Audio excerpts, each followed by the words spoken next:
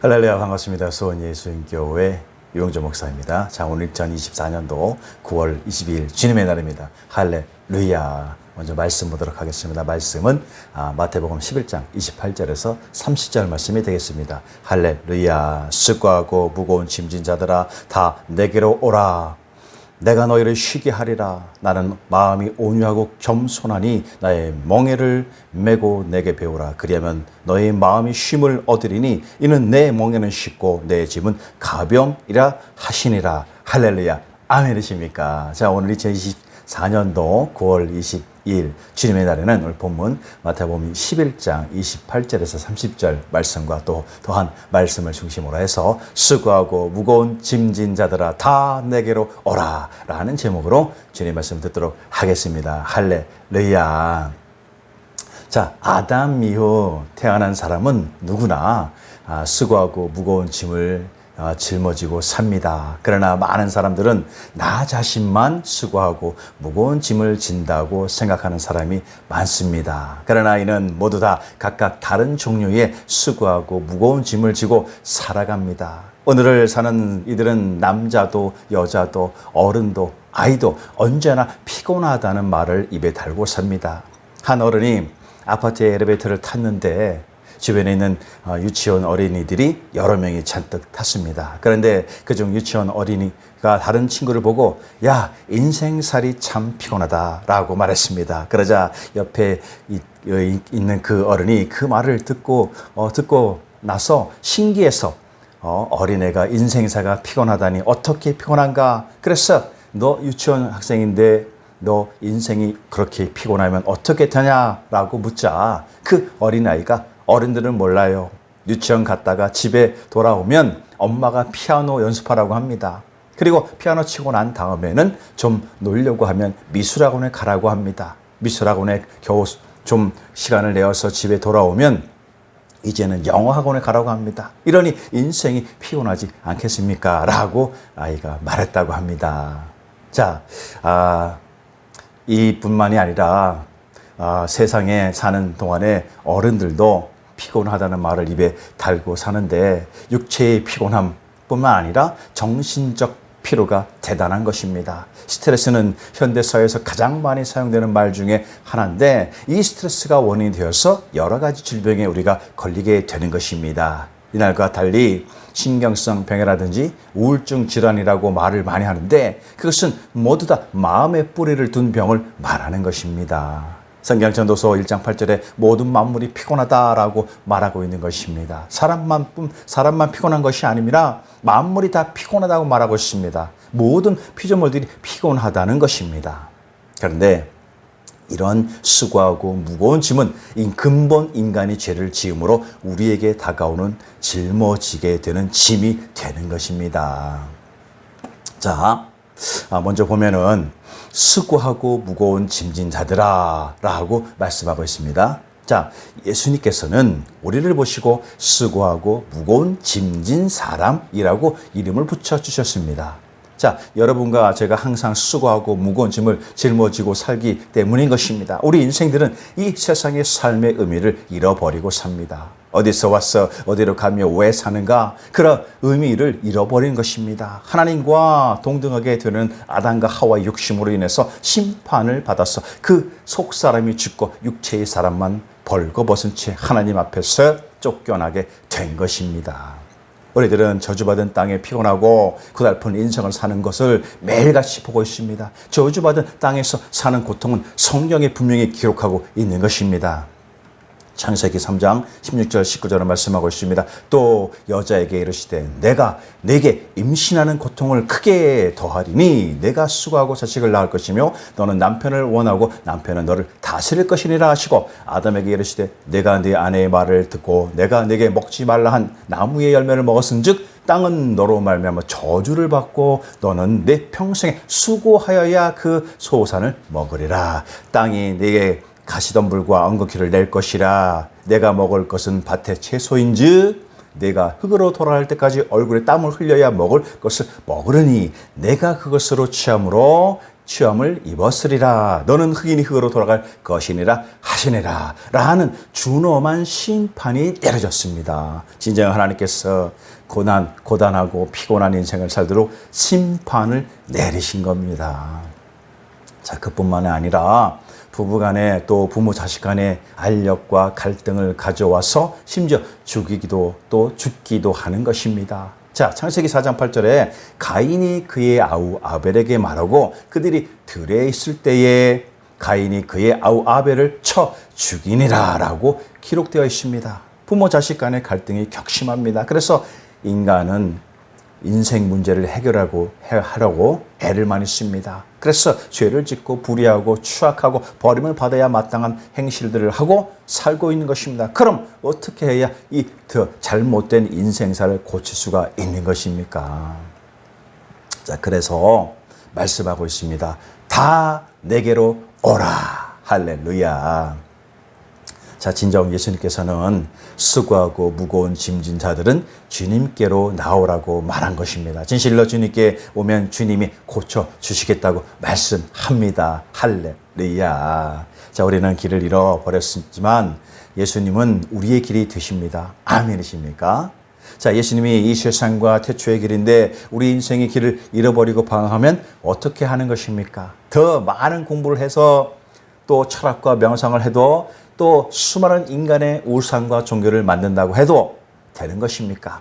아닙니다. 그렇지 않습니다. 진정 예수님만이 길이요 진리이기 때문에 예수님 품 안에 있기만 하면 진정으로 길을 찾는 것입니다. 예수님 떠나면 길을 잃어버리는 것이고 예수님 품에 안기면 길을 찾게 되는 것입니다. 할렐루야.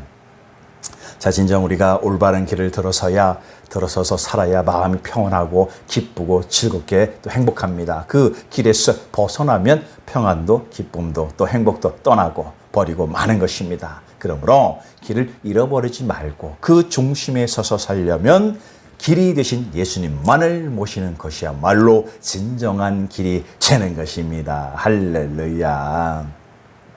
자, 오늘 이 세상에 공부를 많이 해야 잘 사는 것이 아닙니다.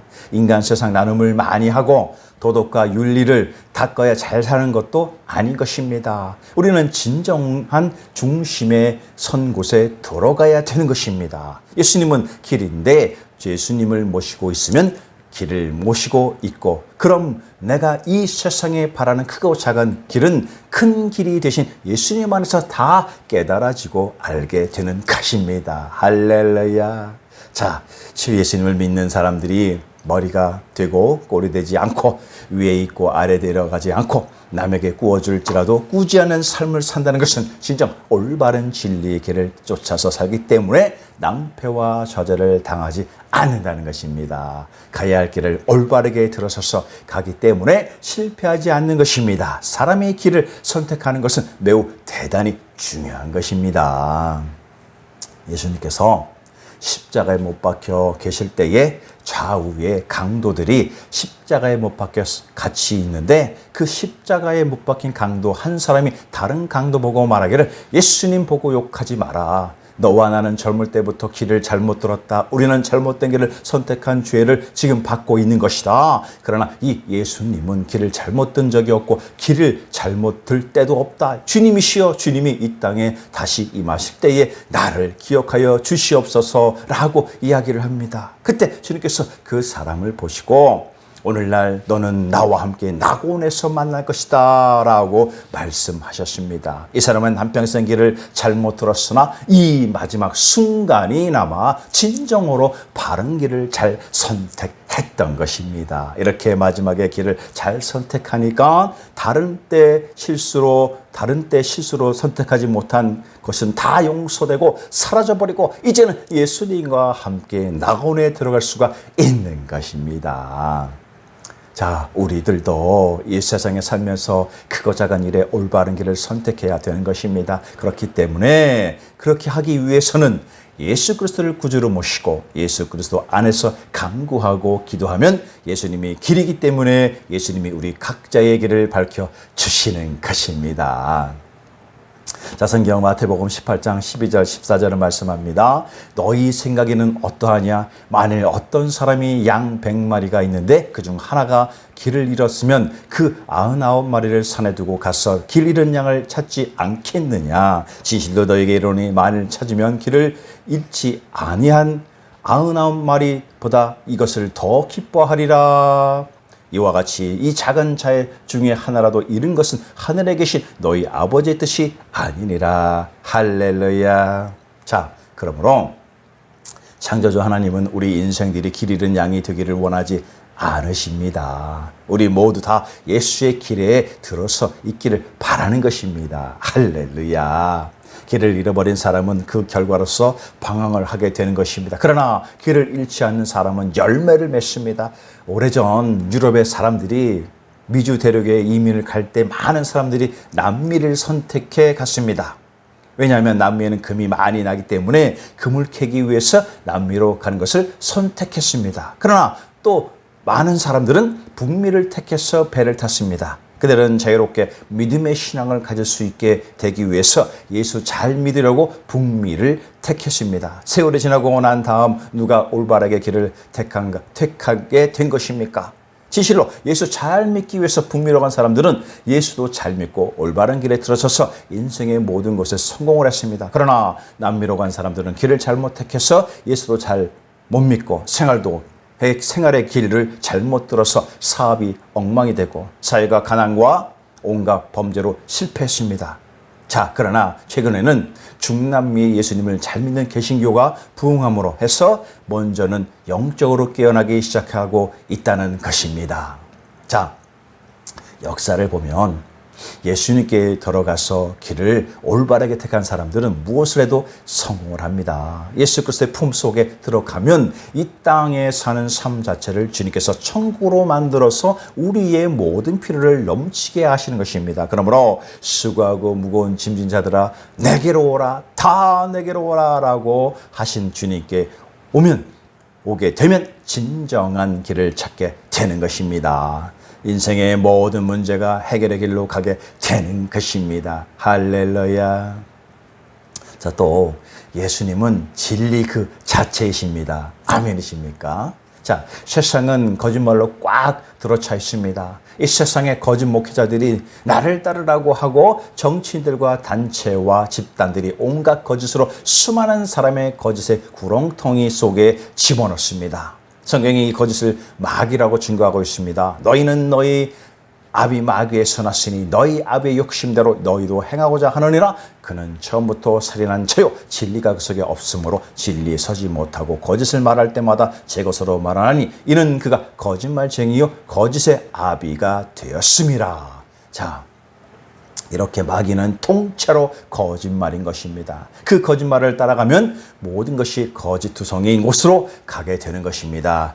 자, 공산주의자들은 한 가지 일에 100번 거짓말을 하면 그것이 진짜가 된다고 선동합니다. 그렇기 때문에 결국 그들은 실패하고 마는 것입니다. 보십시오. 망한 소련과 중국 공산당 그리고 북한 집단을 말입니다. 진정 예수님이 내게로 오라 할 때 예수님은 올바른 길이니까 우리 자신에게 오라고 하고 예수님은 진리이시고 거짓이 아니기 때문에 속지 않기 위해서 예수님께로 오라는 것입니다. 예수님을 거부하는 이 땅의 다른 인생들은 아담과 하와의 범죄로 말미암아 죄를 지어 죽을 수밖에 없는 것입니다. 죄의 값은 사망이기 때문입니다.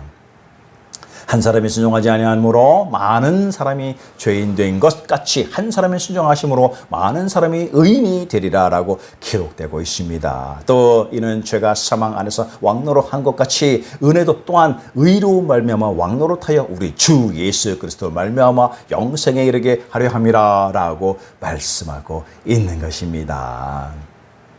자, 진정 예수님은 생명이 되십니다. 할렐루야. 자, 누구든지 나를 믿는 자는 죽어도 살겠고 죽어도 생명이 예수님 지옥 건너편에 살 수 있도록 만들어 주시는 것입니다. 그러므로 아무리 마귀가 절망적인 세계를 만들어 놓았어도 예수님은 부활이요 생명인 것입니다. 예수님을 모시면 생명을 모시게 되는 것입니다. 할렐루야. 이 세상의 철학과 도덕 윤리를 닫고 여러 가지 우상의 종교를 가진다고 해서 잘 사는 것이 아닙니다. 예수님은 생명이기 때문에 예수님만을 인정하고 모셔드리면 예수 생명을 모시고 그분이 들어오는 것입니다. 우리가 세상 종교를 믿음으로 구원을 받는 것이 아니라 창조주의 독생자 이 땅의 구원자로 보내주신 예수님을 모심으로 생명을 얻게 되는 것입니다. 이것이야말로 세상은 절대로 줄 수 없는 하늘의 축복인 것입니다. 할렐루야. 자, 그리고 우리의 믿음은 행위냐 믿음이냐의 그 분별을 깨달아야 하는 것입니다. 자, 우리가 행위로서 사느냐 믿음으로 사느냐 이것을 예수님은 우리에게 밝히 보여주고 있는 것입니다. 에덴에서 쫓겨난 아담과 하와가 짐승의 가죽으로 만든 옷을 입고 에덴에서 쫓겨나옵니다. 하나님 앞에 쫓겨나오면서 좋은 짐승의 가죽 옷으로 옷을 해 입고 나온 것입니다. 하나님께서 아담과 하와에게 심판을 내리실 때 죄를 지은 그들은 영적으로 죽었습니다. 그들이 쫓겨나올 때 무화과 나무 잎으로 앞치마를 만들어서 입고 나갔습니다. 무화과 나무가 앞치마를 만들어 놓으면 햇빛이 비치기 때문에 그냥 말라버립니다. 인간의 수단과 방법을 다했어도 수치스러운 것을 막을 수 없는 것은 잎사귀의 옷처럼 곧 말라버리기 때문인 것입니다. 그런데 하나님께서 아담과 하와를 쫓아내실 때 짐승을 잡아서 피를 흘리고 그 가죽을 벗겨서 옷을 만들어 입혔습니다. 거기에는 의미가 깊습니다. 영적으로 우리가 하나님 앞에 쫓겨나올지라도 하나님이 나중에 우리를 살리기 위해서 예수님을 보내주실 것을 예표하고 있는 것입니다. 예수님이 십자가에서 죽으며 피를 흘리서 우리의 죄를 다 청산하고 예수님은 자기 목숨을 벗겨서 죄인된 우리에게 입혀주는 것입니다. 이는 아담과 하와가 에덴 동산에서 쫓겨날 때 하나님께서 예수 그리스도 피를 쏟고 그 예수님의 가죽을 벗겨서 이 세상에 선악과를 따먹고 죄를 지은 죄를 청산하고 하나님이 예수님의 은혜로 말미암아 살 수 있게 만들어 주겠다는 것을 미리 보여준 것입니다.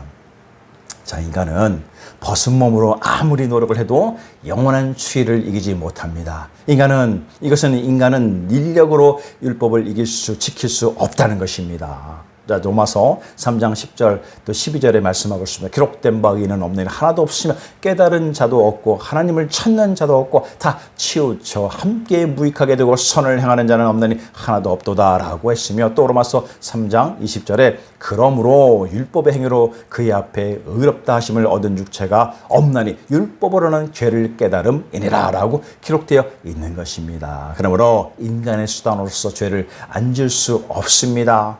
죄를 안 지을 수가 없는 것입니다. 하나님께서 인간이 자기 힘으로 살 수 없음을 알고 예수 그리스도를 공로로 주시기 위해서 이 땅에 인간의 모습을 보냈고 예수님이 십자가에 매달려 죽으심으로